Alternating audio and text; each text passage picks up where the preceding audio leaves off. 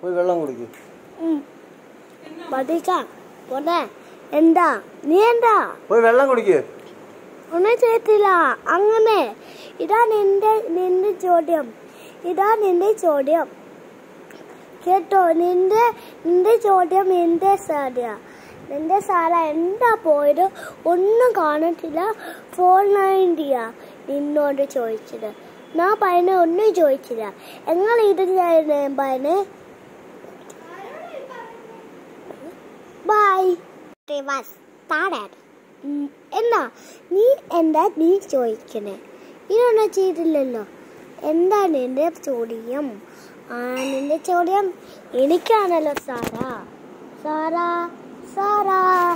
ഇതാ നിന്റെ ചോദ്യം.